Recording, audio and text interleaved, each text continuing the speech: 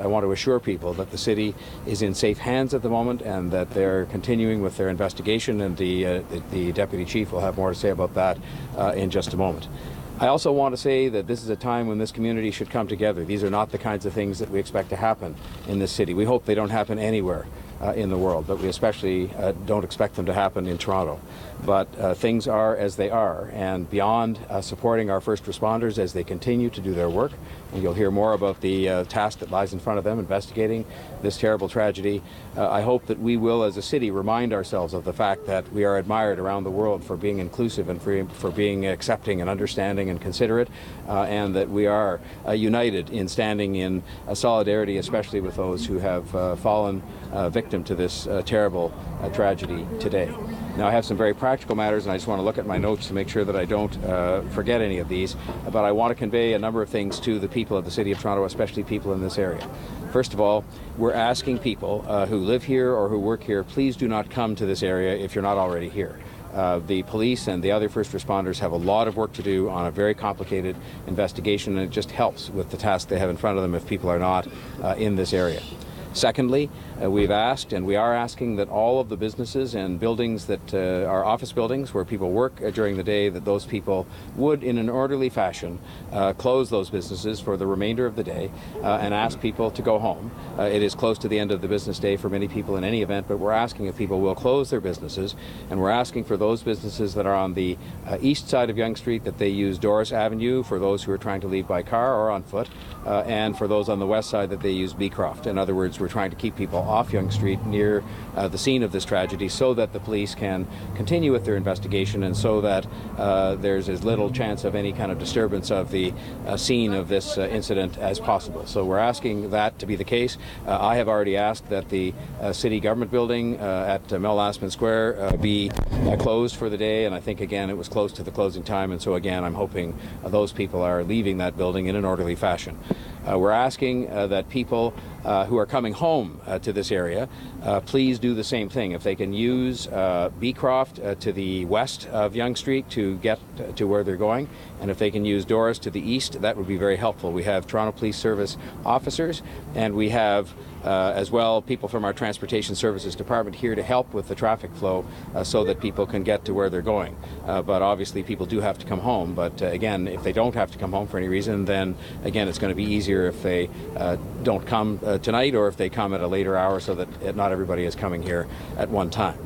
With respect to public transportation, as people will know, we have had the subway closed at the North York Centre station today, but the trains have been passing through. Passengers are asked to get off at Shepherd, and the trains then go through on to Finch, and people are not able to get on or off at North York Centre, and in fact the trains are empty traveling between those two stops going northbound. We're asking people to take that into account in their travel plans, if possible, to use the York University, Spadina University subway line, or to use other means, because obviously it will be more complicated than normal because we can't offer shuttle buses on the section of Yonge Street that is closed and would be expected to remain closed for some period of time. I would say to people that I've been advised in the briefings that I've been privy to this afternoon that it is likely there will be several days of disruption going on because there's a major investigation, obviously, that is going to be taking place here, and I hope that people will be considerate of that and understand that there likely will be disruptions to traffic and to business and to other things in this area of the city. But as part of, I'm sure, pulling together, we will understand that the sacrifices people have to make in that regard would be reasonable in the context of something as terrible as this that has happened and that we have to get to the bottom of as quickly and efficiently as possible. Finally, I would say that we are in the process of establishing two hotlines, two response lines for people.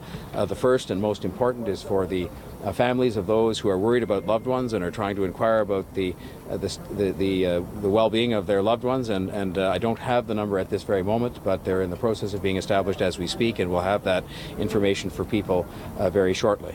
And the second one is one that will be established separately, which is for people who can help the police in any way. If people have any information whatsoever about this terrible incident, we're asking that they should contact the police through this number that we will make available to you at the same time as we make the one available for the families and loved ones of those who may have been affected or those who are concerned about that. And so in introducing Deputy Peter Ewan, may I just say once again that it is a time to be as calm as we can be in the city, to understand that our first responders are doing their job, especially our police. I can tell you how incredibly impressed I was at the professionalism and the thoroughness of the people that I saw in action in the room that we've just come from. And I hope people won't forget that spirit of unity and that spirit of solidarity and that sense of calm that we should have as people go about dealing with an awful tragedy. But nonetheless, they'll be dealing with it, I'm sure, very effectively. And on that note, I would ask Deputy Ewan to brief you from his end. And we will not take any questions today because it's just at a stage where it's too early to start into the kinds of things I'm sure you'd want to know about. Deputy? Good afternoon. My name is Acting Chief Peter Ewan. I'm here to relay some information to you as to what happened today on Yonge Street. Approximately 1:30 this afternoon, Toronto Police received a number of calls from citizens indicating a vehicle was driving on Yonge Street and striking a number of pedestrians between Finch Avenue and Shepherd Avenue. At this time, what is known to us is we have located that vehicle. The driver is in custody right now, and he's been investigated to the events that took place this afternoon. I also want to offer my condolences to the families and the victims of this tragic event that took place. We can confirm for you tonight, right now, we have 9 people that are dead, 16 that are injured. Toronto Police Service has mobilized all available resources, and I can assure the public all our available resources have been brought in to address this tragic situation and to investigate this situation. And I also want to assure the public, the rest of the city, are adequately policed by our other resources. As the mayor said earlier, we will be establishing 2 hotlines. One is for victims and families to call for the loved ones. The other one is for, more importantly, for witnesses to call in, because this is going to be a complex investigation. Toronto Police Service will be here for a number of days to shut down a busy stretch of Toronto, but this what is required, because this is going to be a long investigation with multiple witnesses, with a lot of surveillance cameras, and namely at 1:30 this afternoon there were a lot of pedestrians out enjoying, a lot of witnesses enjoying the sunny afternoon. So we're urging anyone that saw anything, please call Crime Stoppers or call Toronto Police Service and let us know. Those 2 hotlines numbers will be published very shortly on our website, through our social media, or Twitter. So please stay tuned. The chief is on his way back to Toronto. He will be addressing the media later on tonight. So there will be more information to follow later on tonight.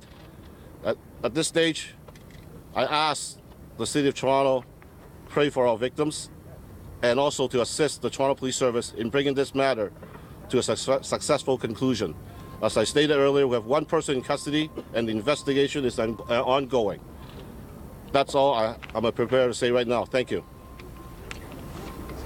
We've just been listening there to an update from Toronto, and we learned that this attack, worse than we imagined. Police confirming 9 people killed, some 16 people injured. They also confirm that the suspect has been arrested and the vehicle that he used in this attack has been confiscated. But again, the headline there, 9 dead, 16 injured in this incident in Toronto. We're going to continue to follow that. Please stay with us.